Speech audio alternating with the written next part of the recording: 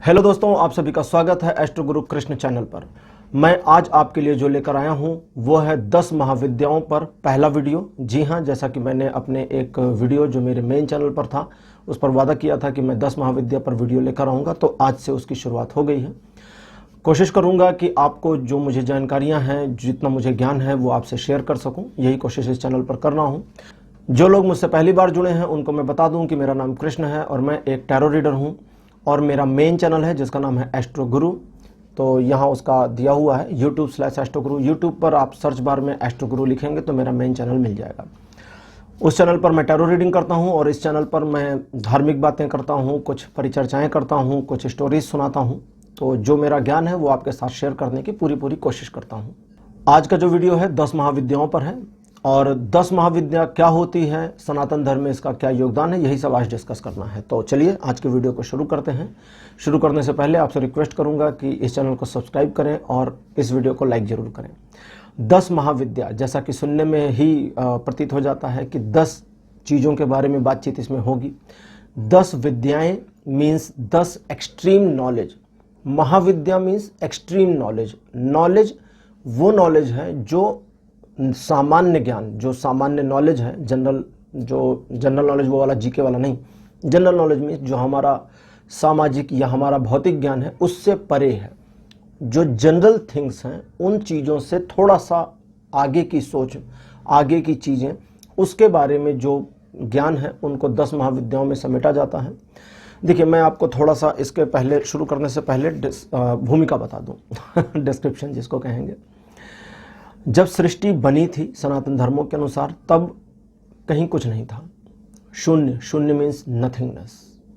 अच्छा, एक नासदीय सूक्त है, उसके बारे में भी मैं एक पूरा वीडियो लेकर आऊँगा जिसमें मैं आपको उसके बारे में बताऊँगा कि सृष्टि के बनने का क्या सूक्त है और उसकी क्या व्याख्या है। थोड़ी सी उसकी डिस्क्रिप्शन चलेगी यहाँ पर। नासदीय सूक्तों में बताया गया है कि जब कुछ भी नहीं था तब क्या था, ये क्वेश्चन है उसमें। एक्चुअली सनातन धर्म ही शायद दुनिया में ऐसा धर्म है जो क्वेश्चन करने का राइट्स देता है, अधिकार देता है। आप क्वेश्चन कर सकते हैं, बिल्कुल मना नहीं है। नास्तिक भी एक प्रश्न कर सकता है, आस्तिक भी प्रश्न कर सकता है। नास्तिक और आस्तिक दोनों के बीच में रुका हुआ व्यक्ति, न्यूट्रलाइज जो हो, वो भी क्वेश्चन कर सकता है।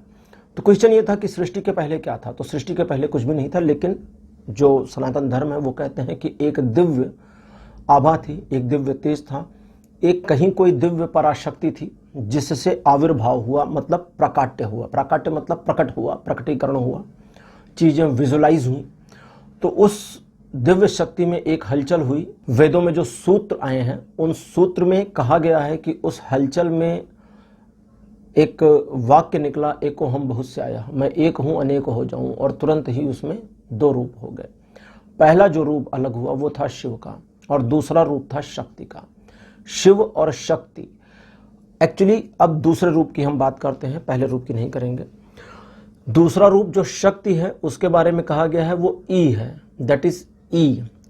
हिंदी में जो बड़ी ई लिखते हैं वो है ई, और वही शिव के साथ अटैच होती है, तब शिव अपनी शक्ति में आते हैं। तो शिव की पत्नी थी सती, और सती के 10 रूपों को ही 10 महाविद्या के नाम से जाना जाता है। उनके विभिन्न रूप अलग अलग समय पर प्रकट हुए हैं और उन रूपों की अलग अलग महिमा कही गई है। उन अलग अलग महिमामयी रूपों की व्याख्यान और उनकी पूजा अर्चना, उनकी साधना, यही 10 महाविद्या का सार है। आज चूंकि ये पहला वीडियो है तो मैं शुरुआत में पहली विद्या से करूंगा। पहली विद्या का नाम है काली। आदिशक्ति सती, जिनको पार्वती भी कहते हैं, जिनको गौरी भी कहते हैं, उनकी जो उनका पहला रूप है जिसमें वो बड़ी क्रोधित हैं, बहुत उनका जो रूप दिखाया गया है, बताया गया है, वो क्रोध में तपी हुई बताया गया है। भयंकर क्रोध से उनका पूरा शरीर काला पड़ गया, आंखें नीली, जीभ लाल, और उनके पूरे शरीर में एकदम गुस्सा और क्रोध, एंगर भर गया, जिसके कारण वह जो कालापन उनके शरीर में व्याप्त हुआ उससे उनका नाम काली पड़ा। काली पहली महाविद्या के रूप में कही गई हैं।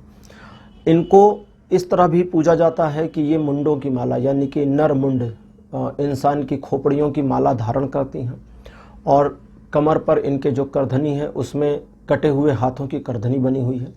तो बहुत ही विकराल स्वरूप बताया गया है। इनके मुख से रक्त बह रहा है, जो राक्षसों का रक्त इन्होंने पी लिया, उस तरह से इनकी व्याख्या की गई है, जो अपने आप में एक विभत्स रूप दिखाती है सती माता का। सती माता का विभत्स रूप जो बहुत ही डरावना भयंकर स्वरूप है, वो काली के रूप में अवतरित हुआ, जिसे पहली महाविद्या कहा जाता है। माता काली के संबंध में दो तरह की भ्रांतियां हैं। पहली भ्रांति ये है कि ये डार्क आर्ट्स या डार्क मैजिक, जो ब्लैक मैजिक वगैरह है, उसकी देवी है। दूसरी भ्रांति ये है कि इनकी उपासना करना मतलब मृत्यु की उपासना करना है। दोनों ही भ्रांतियां गलत है। दोनों के बारे में मैं यहाँ कहूँगा कि दोनों ही अपने आप में गलत व्याख्याएं हैं। काली तंत्र से जुड़ी हुई हैं, ये सही है, लेकिन इनकी उपासना मृत्यु की उपासना है, वो गलत है। ये मृत्यु की देवी मानी गई हैं। क्यों? क्योंकि इन्होंने संहार किया देवताओं के उपासना। कई बार इनको अलग अलग समय में प्रकट कराया गया है, ये प्रकट हुई हैं।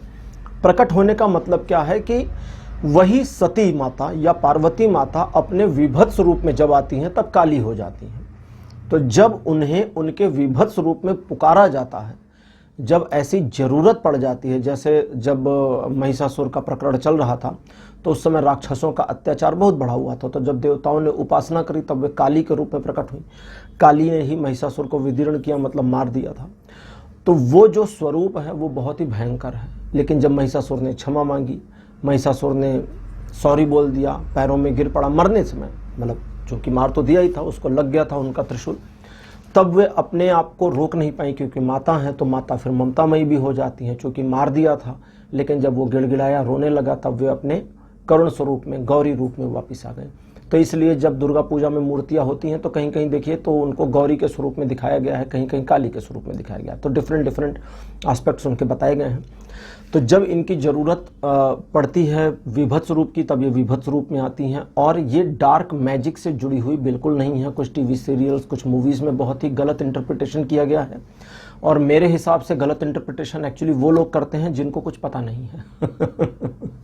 कॉलेज कभी ना गए जो डायरेक्टर्स हैं, वो स्टूडेंट लाइफ के ऊपर मूवीज़ बना देते हैं। खुद कॉलेज नहीं गए हैं लेकिन स्टूडेंट लाइफ के ऊपर मूवी बना देते हैं, और उनको लगता है शायद स्टूडेंट वाली लाइफ ऐसी होगी, और कॉलेज में बैठे स्टूडेंट को लगता है कि हैं हम तो यहाँ बुक्स में मरे जा रहे हैं और ये हुड़दंग दिखा रहे हैं। तो फिलहाल उनका अपना सेंस ऑफ ह्यूमर है, तो उस चीज़ के साथ काली को नहीं जोड़ना चाहिए। काली की जो पूजा है वो पूजा करने से अभय प्राप्त होता है तो विभत्स स्वरूप, है तो विकराल स्वरूप, लेकिन वो विकराल स्वरूप सिर्फ दुष्टों के लिए है, सज्जनों के लिए नहीं है।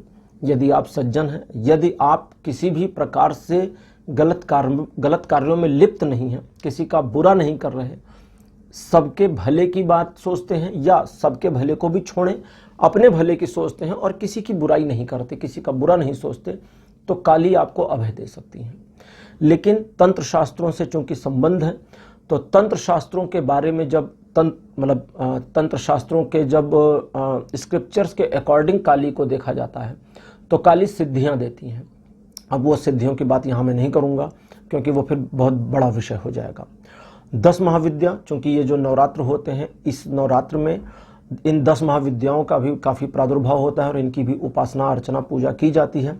तो काली की पूजा करने से अभय प्राप्त होता है, चूँकि वो डार्क आर्ट्स या डार्क मैजिक की भी देवी मानी गई हैं और तंत्र शास्त्रों से संबद्ध हैं। इसलिए अगर काली की पूजा की जाती है, इन नवरात्रों में काली माता की पूजा करते हैं, उपासना करते हैं, तो घर में अगर किसी भी तरह का ब्लैक मैजिक या किसी पर्सन पर कोई ब्लैक मैजिक है तो वो कट जाता है, हट जाता है, नष्ट हो जाता है।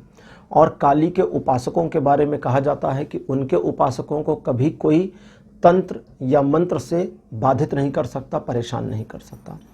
तो काली का जो स्वरूप है वो अपने आप में विभत्स भले है, अपने आप में भयंकर भले है। और भयंकर इसलिए है क्योंकि उनके बारे में जो बताया, मैंने बहुत थोड़ी सी डिस्क्रिप्शन दी, मैं डराना किसी को नहीं चाहता, ना मैं चाहता हूँ कि कोई भ्रांति फैले, मैं सिर्फ डिस्कशन कर रहा हूँ एक गुड नोट पर, ठीक है। जैसा कि उनका विकराल स्वरूप बताया गया है तो कहीं कहीं चित्रित किया गया है काली की जीभ निकली हुई है। अब उसके बारे में कहते हैं कि शिव जी उनके आगे लेट गए थे। लेट इसलिए गए थे क्योंकि काली राक्षसों को मारने के लिए आई थी और जब दैत्यों ने पुकारा था तब वो आई थी, और राक्षसों को मारने के बाद वे रुकी नहीं। राक्षस ऐसा नहीं है कि सारे ही बुरे थे, ठीक है, कुछ अच्छे भी होते हैं, कुछ बुरे भी होते हैं। राक्षस एक प्रजाति थी, तो राक्षसों की प्रजाति में वो राक्षस जो बुरे थे उन्होंने उनको तो मारा, लेकिन बाद में वे सारे राक्षसों को नष्ट करने के लिए उद्यत हो गई, तैयार हो गई, और उन्होंने पृथ्वी पर भ्रमण शुरू कर दिया और जहां जो राक्षस मिलता उसको मार डालती थी। राक्षस समुदाय में हाहाकार मच गया और उस हाहाकार की वजह से शिव जी को प्रार्थना की गई कि इस तरह से तो पूरी एक जाति राक्षसों की नष्ट हो जाएगी। जाति मतलब एक वर्ग, एक जोन जो राक्षसों का बना है वो नष्ट हो जाएगा। तो शिव उनको रोकने के लिए सोच रहे थे कि मैं क्या करूं, क्योंकि इस विकराल स्वरूप को रोकना इम्पॉसिबल था किसी के लिए भी, क्योंकि कोई भी सामने जाता तो सीधे खड्ग उनका चल जाता और गर्दन कट जाती। तो शिव ने सोचा कि मैं रोकूंगा कैसे। तो शिव को कोई उपाय न सूझा। उनके मार्ग में जाकर वे लेट गए और लेट गए। काली उधर से आ रही थी और अचानक उनका पैर शिव के ऊपर पड़ा। जैसे ही पैर पड़ा उन्होंने नीचे देखा तो नीचे उनके पति लेटे थे। तो पति के ऊपर पत्नी का पैर पड़ जाए तो पत्नी लज्जा में आ जाती है। लज्जा मतलब शर्मा जाएगी कि अरे मेरा पैर छू गया, तो उनकी जीभ निकल गई ऐसे करके। मीन्स वो प्रकरण है जब उन्होंने एक सॉरी के मूड से, एक गलती उनसे हो गई कि उनका पैर पति पर पड़ गया, उस गलती की वजह से जीभ बाहर निकल गई कि अरे रे ये क्या हो गया। और चूंकि वो एक ऐसा मूड आ गया कि अरे रे ये क्या हो गया, उनका वो विभत्स रूप वहीं समाप्त हुआ और वहीं पर वे अपने सौम्य रूप में आ गए। तो इसलिए काली के उस स्वरूप की जब वो शिव के ऊपर अपने पैर को रखे हैं उसकी भी पूजा की जाती है। और जब उनकी पूजा की जाती है तो उम्मीद की जाती है कि शिव और काली दोनों का ही आशीर्वाद प्राप्त हो जाएगा साधक को या उपासक को। साधक जो साधना करता है किसी सिद्धि को प्राप्त करने के लिए और उपासक साधना करता है सिर्फ अपने ऊपर कृपा बरसाने के लिए कि मेरे ऊपर कृपा हो जाए। तो साधक बने इस नवरात्र में या किसी भी नवरात्र में आप इनकी पूजा कर सकते हैं या अदरवाइज भी इनकी पूजा कर सकते हैं। काली की उपासना करने का प्रभाव मैंने बता दिया। किसी भी तरह के डार्क आर्ट, डार्क मैजिक से आपकी सुरक्षा हो जाएगी, आपके परिवार की सुरक्षा हो जाएगी और दुश्मन जो आपके हैं, जो आपका बुरा चाहते हैं, वे आपका बुरा वस्तुतः नहीं कर पाएंगे। उनका कुछ भी करना वो व्यर्थ चला जाएगा। तो दोस्तों, आज पहली महाविद्या के बारे में मैंने थोड़ी सी चर्चा करी है। मैं जानता हूं कि मैं बहुत ज़्यादा धर्म की पुस्तकों के बारे में नहीं गया, मैं बहुत गहराई में उन स्टोरीज़ में नहीं गया जो अलग अलग ग्रंथों में दी गई हैं, क्योंकि उसके ऊपर तो बहुत सारे यूट्यूब पर वीडियोज़ हैं। बट मैंने भी थोड़ा सा देखा था, रिसर्च मैं भी करता हूँ, यूट्यूब पर भी करता हूँ कि क्या मुझे देना चाहिए आपको। तो वो कहानियाँ और वो किस्से तो बहुत सारे यूट्यूबर्स ने बनाए हैं, लेकिन कुछ उनके बारे में अलग तरह की परिचर्चा किसी ने नहीं बनाया। तो इसलिए मैं उनके बारे में डिस्क्रिप्शन देना चाहता था, तो मैं डिस्क्राइब ही करूँगा। और मुझे लगता है कि ये मेरे लिए ज़्यादा बेटर है और आपके लिए ज़्यादा हेल्पफुल होगा कि आप उन चीज़ों को, उन शक्तियों को आजकल के हिसाब से समझने की कोशिश करें, क्योंकि उन्हें प्राचीन काल के स्वरूप से ही समझना और प्राचीन काल में ही उन्होंने जो किया उसको ही समझना आज के दृष्टिकोण से काफ़ी नहीं रहेगा।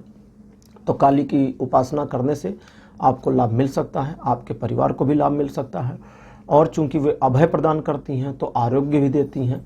किसी भी प्रकार की ऐसी बीमारी जो असाध्य हो गई हो, मिट ना रही हो, हट ना रही हो, या किसी ऐसी प्रॉब्लम में अगर आप हैं जो पिछले काफ़ी समय से लगातार बनी है, मल्टीपल उपाय, मल्टीपल रेमेडीज़ करके थक गए हैं और नहीं हट रही है, काली की उपासना करें, उन चीज़ों से आपको राहत मिल जाएगी।